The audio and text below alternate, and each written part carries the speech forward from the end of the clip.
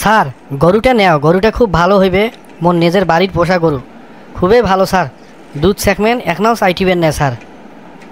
হ্যাঁ মুই তো মেলা দিন থেকে ভালো একটা গরু খুঁজেছুন। নালবাগের হাট, বুড়ির হাট, শ্যামপুরের হাট, তারপরে বদরগঞ্জের হাট, চাইরোবাগে হাট ঘুরছুন, তারাগঞ্জের হাট, কোনো হাটতে পাও নাই।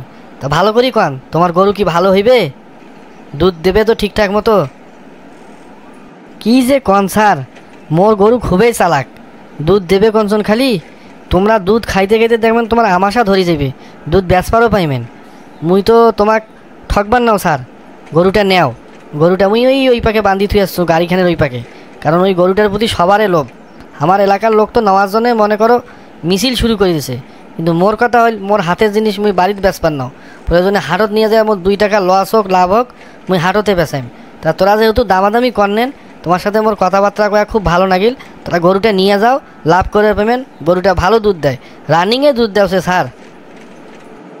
তোমার গরু বেলে খুবই চালাক আর দুধও দেয়, তা কি দরকার আসলো গরুটা বেচার? থুইয়া দাও, বাড়িতে নিয়ে যা পোষো, দুধ হইবে, ছাওয়া পাওয়া খাইবে, ছাওয়া পাওয়ার পুষ্টি পূরণ হইবে, তারপরে যে দিলে না খাইবে সেগুলো বেঁচে ফেলাইমেন। আইডিয়াটা স্যার খারাপ দেন নাই, কিন্তু ব্যাপারটা আসল কি, কথায় আছে না যে অভাবে স্বভাব নষ্ট। আসলে হয়েছে ঠিক কি জানেন, গরুটার খুব বুদ্ধি, এত বুদ্ধি মানে মুই আর কুলবার পাওছুন না। সেই জন্যে গরুটা বেচা আসুন, যে চালাক সুতরা গরু, সুস্বাস্থ্যবান।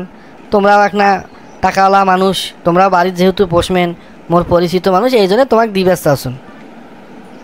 মুই এতদিন থাকি শুনি আইসুন যে গরুর বাচ্চা, গরুর মতন তোর চলাফেরা, গরু বলে ডাইনো বাও কিছুই বোঝে না। তোর গরু ফির এত বুদ্ধিমান হয়ে গেল, তা বুদ্ধিমান কেমন করে হইলো, কীভাবে বুঝলু কত একটা শোনো। আসলে হয়েছে কি জানেন, ওই যে গরুটাক গত সপ্তাহে ওই বেসপার নিয়ে যাইম, ওই ঘাস খিলবে নিয়ে গেছো। তো ওই সময় ফির কী হয়েছে, ওই বউ গেছে। এখন গরুটা ওই মোর বউ দেখিয়ে ওই যে ঘাস খাওয়া বন্ধ করি দিল, আর মানে মুখ খোলে চল না। এই জন্যে অনেক চিন্তা ভাবনা করি, গবেষণা করি, বের করনু যে মোর আসলে গরুটা খুবই বুদ্ধিমান। মোর বাড়িয়ালিক দেখিয়ে একেবারে ঘাস খাওয়া বন্ধ করিতেছে। তোমরা এখন তো মুই ঠিক কথা কও নাই? হ্যাঁ একেবারে খাঁটি কথা কইছেন, এক নাও ভুল হয় নাই তোমার কথাত। তোমরা আসলে খুব চালাক, বুঝছেন? শোনো, বেশি চালাক কিন্তু ভালো নয়। তোমার গরু ঘাস খাওয়া বন্ধ করে দিয়েছে, কী কারণে দেশে সেটা তো তোমরা এলো দেখেন নাই, বা ডাক্তারও ডাকে দেখান নাই। তোমার বউক দেখি ঘাস খাওয়া বন্ধ করে দিয়েছে, তার মানে কী বোঝা যাচ্ছে জানেন, সব বুদ্ধিমান জিনিস কিন্তু ভালো না। যাও তোমার গরু তোরা বাড়িতে নিয়ে যাও, নাইলে ফির এক না পরে তোমার গরু ফির প্যাম্পাস খসবে।